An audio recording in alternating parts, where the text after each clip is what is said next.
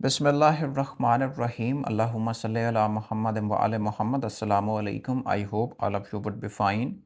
इस वीडियो में हमने जो बात करनी है, जो लीडिंग कैरियर है एनसीसीआईए का और एफआईए का, जो जॉब की सिक्योरिटी है, जो आपकी पर्सनल स्टेबिलिटी बनेगी, जो अथॉरिटी कह लें, सैलरी पैकेज कह लें, या फिर इसमें आप कह सकते हैं कि जो आपका प्रमोशन का जो स्ट्रक्चर होगा, ग्रोथ का जो स्ट्रक्चर है, अलाउंसेस हैं, एनुअल इंक्रीमेंट है, वर्कलोड है, लाइफस्टाइल है, पेंशन है, और सबसे बढ़ के फ्यूचर का स्कोप एफआईए का ज़्यादा होगा या फिर एनसीसीआईए का ज़्यादा होगा। ये कुछ सवालात आपके जहनों में आ रहे होंगे, सो मैं इनको एड्रेस कर देता हूँ ताकि आप में से कुछ बच्चे भी कमेंट करते हैं, तो इसलिए अच्छा, कंटिन्यू करने से पहले मैं एक बात कर दूं। कल जो मैंने वीडियो बनाई थी ना, लाइक उस पर मैंने बात की थी कि अभी जो सीट्स हैं तो उन पे आप फोकस करें, उनकी तैयारी कर लें। जब एडी की सीटें आएंगी और इंस्पेक्टर की आएंगी तो आप उस पर भी कर लीजिएगा। जो करंटली सीट हैं आप उनको नज़रसानी करें, जो अभी पेंडिंग पे हैं और उनका अभी नहीं पता, तो फिर किस तरह से आपको बताएं। ऑफ कोर्स अभी जो एडी और इंस्पेक्टर की सीट्स हैं वो आगे चली जाएंगी, ठीक है, तो जब आएंगी तो उस पर बच्चों कर लीजिए, उस पर कोई क्रिटिसिज्म नहीं था। अच्छा, थोड़ी बात अगर क्रिटिसिज्म की हो भी जाती है, आप लोग करते हैं तो हम तो ऑब्जर्व कर लेते हैं, लेकिन अगर हमारी तरफ से आता है तो आपके कैरियर के लिए बेहतरीन होता है। आप उसको क्रिटिसिज्म करके बस सब्र कर लिया करें, बात को हज़म कर लिया करें। अजीब व गरीब किस्म की बातें कल मुझे सुनने को मिली हैं एक दो तरफ से। बहरहाल खैर है, होता रहता है, लेकिन ऐसा करना भी नहीं चाहिए। अच्छा, सबसे पहले हम बात करते हैं कांस्टेबल। कांस्टेबल की जो सैलरी है इस वक्त एफआईए में, और मैं आपको बताऊं तो इसका जो बेसिक पे स्केल है उसकी सैलरी जो है वो 15,000 से 16,000 तक जो ना इसका बेसिक पे स्केल की सैलरी है, जो कि इसके स्केल को मिलती है। उसके बाद हैं बाकी सारे अलाउंसेस, ठीक है, अलाउंसेस हैं। लाइक इसमें आपको बताऊं तो फिक्स्ड डीए जो अलाउंस है वो तकरीबन 9,000 के करीब बनता है, और उसके बाद जो हाउस रेंट है वो 11 से 12 अब बढ़ गया है, ठीक है, अब बढ़ गया है क्योंकि मैंने पिछला लिखा हुआ है। उसके बाद कन्वे अलाउंस है 2,000 से लेके 2,500 तक। उसके बाद जो अलाउंस है, मेडिकल अलाउंस है, वो 1,500 रुपया हो गया। एडहाक 2022 के मुताबिक 2,000 हो गया। एडहाक 2023 5,500 से 6,000 हो गया। मतलब ये थोड़ी बहुत वेरिएशन है, मैंने एग्जैक्ट फिगर्स नहीं लिखे, मेरे पास एग्जैक्ट भी थे लेकिन वो फिर एग्जैक्ट तो कोई नहीं करता ना, तो 100% तो सच होना भी नहीं चाहिए। ये चीज़ भी होती है क्योंकि इसमें थोड़ी बहुत वेरिएशंस बच्चों होंगी। जो इन्वेस्टिगेशन का अलाउंस है जो एफआईए देता है वो 6,500 टू 7,000। एफआईए का जो अलाउंस है वो 2,000 हो गया। यूटिलिटी हो गया 2,500 हो गया। एंटी ऑर्गेनाइज्ड क्राइम का जो अलाउंस है उसके बारे में जो कम्बेट करते हैं, स्ट्रगल करते हैं, उसके बारे में 5,000 हो गया। और करंट बजट भी लगा हुआ है। तो इन स्टैटिस्टिक्स को देखें तो ओवरऑल बच्चों ये जो पैकेज बनता है ना, तो इसमें थोड़ा सा अपडेट कर लें। तो ये बी पी एस 5 की जो सैलरी बनती है वो तकरीबन जाके बच्चों 68 से 70 के तक बनती है, स्टार्टिंग जो आपकी बनेगी। मतलब इसमें 2-3 हज़ार ऊपर नीचे कर लीजिए, इतना फ़र्क आपको रहेगा, ठीक है। अब देखो ना, एग्जैक्ट सैलरी तो बताता भी नहीं है, इन्फॉर्मेशन ये वाले कौन देता है। बहरहाल फिर भी तो ये कांस्टेबल हजरात जो होंगे उनकी स्टार्टिंग सैलरी ये होगी। जो पुराने कांस्टेबल हैं उनकी सैलरी बहुत ज़्यादा हो चुकी है इस टाइम, 90 प्लस पे हैं। लाइक अब देखो ना, जो 2023 में भर्ती होती है कांस्टेबल इस्लामाबाद पुलिस की BS7 की, उसकी जो स्टार्टिंग सैलरी थी वो तकरीबन जो है ना वो 55 से 57,000 को स्टार्ट हुई। फिर जो बजट लगा था 2023 में उसमें 35% मेरे ख्याल में बढ़ाई गई थी, तो उस पर 5,000 फिर बढ़ गया। फिर उसके बाद ये पिछले साल जो है ना इनको सीलिंग अलाउंस लगा है, वो तकरीबन BS7 का जो है ना वो 15,000 के करीब था। तो जो सैलरी जो है ना वो बच्चों 70 पे थी, वो अभी इस टाइम 90 प्लस में है। कांस्टेबल की सैलरी 90 प्लस में है। ये एसोसिएट प्रोफेसर की भी नहीं होती है, 17 ग्रेड की प्रोफेसर की भी इतनी सैलरी नहीं होती है पीपीएससी में, ठीक है। तो अच्छा पे पैकेज है। उसके बाद BS7 देखें तो 5,000 एक दो स्केल का ऊपर कर लें, 75 से लेके 78 हो गया। BS9 हो गया 80 से लेके 88 तक हो गया। और इसके अलावा BS11 हो गया जिसको आप ASI की सीट्स बोलते हैं, ठीक है, ये UTC LTC वगैरह हो गए। तो इसमें बच्चों तकरीबन ये 95 के तक पहुंच जाते हैं, ठीक है। और उसके बाद हो गया BS14 जिसमें सब इंस्पेक्टर की हैं, तो 120 प्लस अंदाज़ा जो है ना वो ये मिनिमम है, तो इससे ज़्यादा होती है। उसके बाद BS15 जो है वो 130 के जो है ना 1,30,000 तक जो है ना इसकी सैलरी जो है ना बन जाती है। ये है FIA का सैलरी पैकेज। अब जो NCCIA का है वो भी यही है, सेम है, सैलरी पैकेज सेम है। इनका स्पेशलाइज कोई डिज़ाइन नहीं किया, क्योंकि NCCIA FIA का एक डिपार्टमेंट है, उसकी एक एक्सटेंशन है। FIA तो होगा ना ओवरऑल ब्रॉडर किस्म के, उसके मुख्तलिफ विंग्स हो गए, मुख्तलिफ काम हो गए। तो ये सैलरी पैकेज दोनों का एस्टिमेटेड 1,000 2,000 का 4,000 का फ़र्क समझ लें। बाकी जो है ना ये बिल्कुल बच्चों सेम है। NCCIA में सिर्फ अलग से NCCIA का जो अलाउंस है साइबर क्राइम का स्पेशली वो इसमें ऐड होता है। तो बाकी तकरीबन कैरियर का जो पैकेज है वो तकरीबन इतना ही है। उसके बाद जो हमने बात करनी है ना, जो इम्पोर्टेंट है वो है जो कैरियर आपका बनेगा, उसमें जो डिपार्टमेंट की स्टेबिलिटी है वो FIA की ओवरऑल स्ट्रॉन्ग है, क्योंकि FIA बना हुआ है 1975 से, और ये इसका एक प्रॉपर स्ट्रक्चर है। और इसके अंदर मुख्तलिफ आगे जो है ना वो वर्किंग जो है ना वो फील्ड्स हैं जिसमें आप जाके काम करते हैं, लाइक एंटी टेररिज्म हो गया, ड्रग ट्रैफिकिंग हो गया, इकोनॉमिक फ्रॉड्स हो गया। मतलब आपको पता है कि बहुत सारे विंग्स बने हुए हैं, उसमें ये काम करती हैं।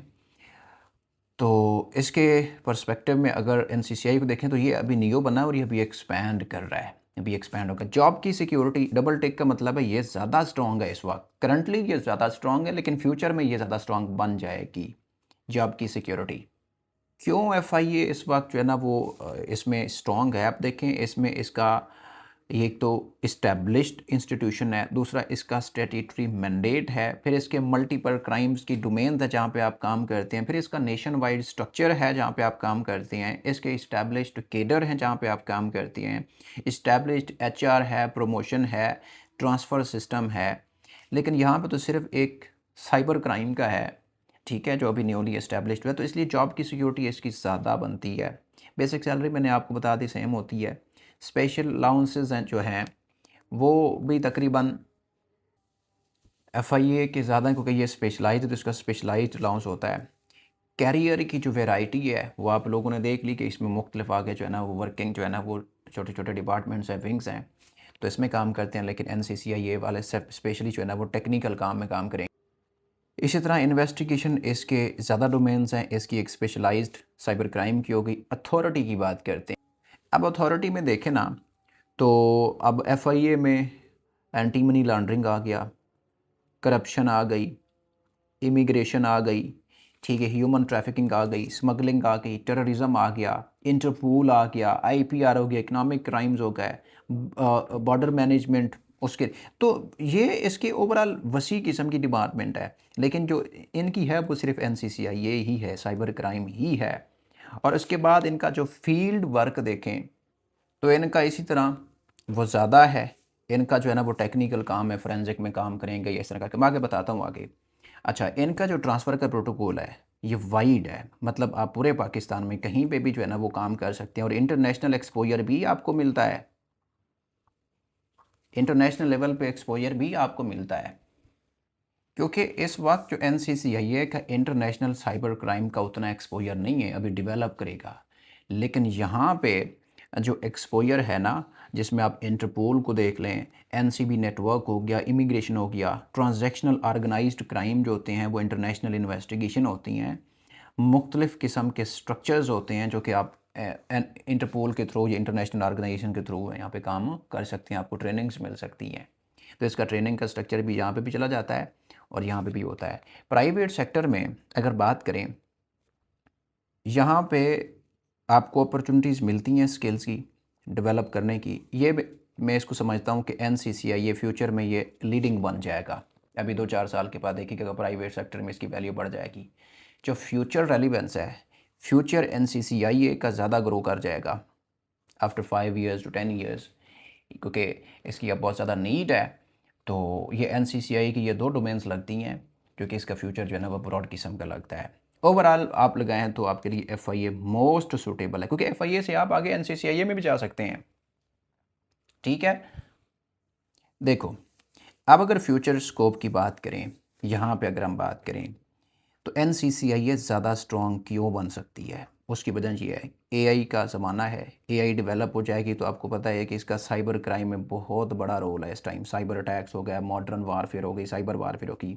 इसमें डिजिटल फ्रॉड ये ज़्यादा कंट्रोल कर पाएंगे, और इसके अलावा आइडेंटिटी थेफ्ट ये ज़्यादा कर पाएंगे क्योंकि ये इन्हीं का ही काम है।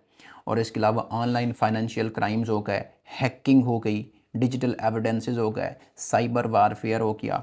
तो इसलिए ये ज़्यादा ग्रो कर सकता है, ये वाला स्ट्रक्चर इसका जो फ्यूचर स्कोप है।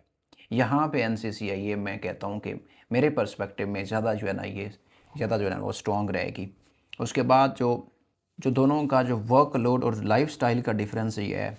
एफआईए का आपको पता चल गया कि ये फील्ड की इन्वेस्टिगेशन करते हैं, रेड्स हो गया, अरेस्ट हो गया, इंटरोगेशन हो गई, काउंटर अपीयरेंसेस हो गया, इमिग्रेशन ड्यूटीज़ हो गई, सेंसिटिव केसेस हो गए, ट्रांसफ़र्स हो गए, इरेगुलर वर्किंग आवर्स हो गए। जो है मतलब ये इनका मुख्तलिफ जो है ना वो काम है, मुख्तलिफ विंग्स के हिसाब से। एनसीसीआईए का क्या है कि आपको बच्चों क्या करना है, कंप्यूटर पे बैठ के इन्वेस्टिगेशंस करनी है। उन्होंने जो है ना वो फील्ड में जाके करनी है, तो आप लोगों ने जाके कंप्यूटर पे बैठ के इन्वेस्टिगेशंस करनी है, डिजिटल एविडेंसेस कलेक्ट करनी है, फोरेंसिक करनी है, ऑनलाइन इन्वेस्टिगेशंस करनी है, टेक्निकल एनालिसिस करना है, साइबर केसेस को डील करना है। ये इनका वर्क जो है ना वो जिसकी वजह से BS14 जो सब इंस्पेक्टर की जॉब्स आई थी उसमें उन्होंने टेक्निकल किस्म की जो है ना वो एजुकेशन आप लोगों से मांगी हुई है। That's a reason. जो इनका पेंशन का स्ट्रक्चर है, 2024 में भी गवर्नमेंट ने एक स्कीम बनाई थी कि जो ओल्ड पेंशन सिस्टम है उसको अपडेट किया जाए, उसको बेहतर किया जाए, तो इनको पेंशन भी मिलेगी। उसके बाद जो प्रमोशन और ग्रोथ है ये इन दोनों के वर्कलोड और लाइफस्टाइल और काम के ऊपर डिपेंड करते हैं। आपको पता चल गया कि एनसीसी यही काम करेगी, और एफआईए ने मुख्तलिफ जो है ना आगे जो है ना वो काम करने हैं, लाइक मुख्तलिफ विंग्स के हिसाब से। लाइक इमिग्रेशन है, एंटी करप्शन है, AML है, CFT है, इंटरपोल है, काउंटर टेररिज्म है, ह्यूमन एंटी ट्रैफिकिंग है, इंटेलेक्चुअल प्रॉपर्टी राइट्स हैं, इकोनॉमिक क्राइम्स है, फोरेंसिक वगैरह हो गया। लेकिन जो एनसीसीआई है उसमें डिजिटल फोरेंसिक हो गया, टेक्निकल इन्वेस्टिगेशन हो गई, इंफॉर्मेशन सिस्टम सिक्योरिटी ऑडिट्स हो गए, पेनिट्रेशन टेस्टिंग हो गए, साइबर क्राइम इन्वेस्टिगेशन हो गई, साइबर क्राइम प्रोसिक्यूशन हो गई। इस तरह करके बच्चों ये काम करते हैं। तो अगर एक कंक्लूजन निकालें कि इसकी जो फ्यूचर डायरेक्शंस हैं दोनों की वो किस तरफ जाएंगी, तो फ्यूचर डायरेक्शन में ये है कि एफआईए का सिर्फ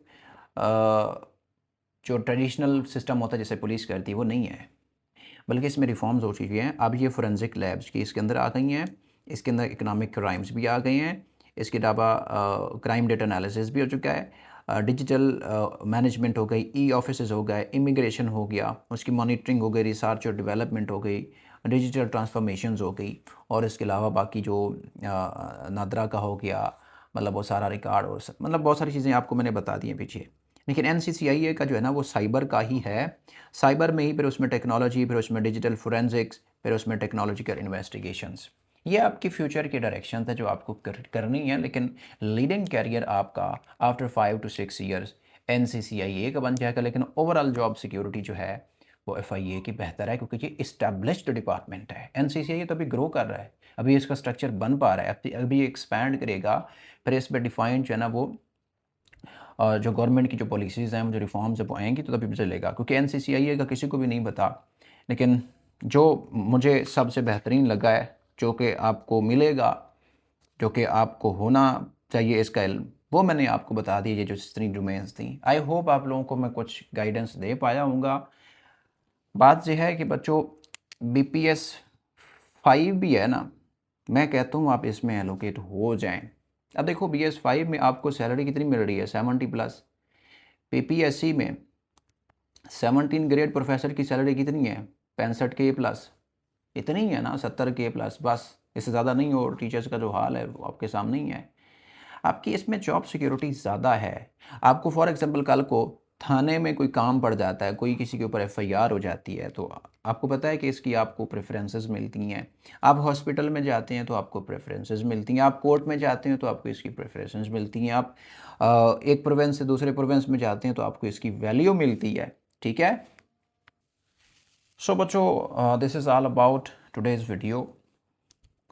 कोशिश करें कि अपनी मेहनत करें और स्ट्रगल करें और जॉब लें, क्योंकि आगे सिस्टम जो है ना कॉन्ट्रैक्ट बेस, इरेगुलर जॉब्स वो ज़्यादा आ रही हैं, लमसम पैकेजेस। तो जितनी आप रेगुलर जॉब, परमानेंट जॉब की तरफ जा सकते हैं, कोशिश करें कि इसको ले लें।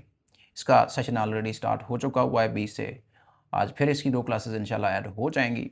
तो आप में से जो बच्चे ने किसी ने भी एडमिशन लेना है तो वो कॉन्टैक्ट नंबर लगा होता है, आप उस पे रब्ता कर सकते हैं। अस्सलामु अलैकुम।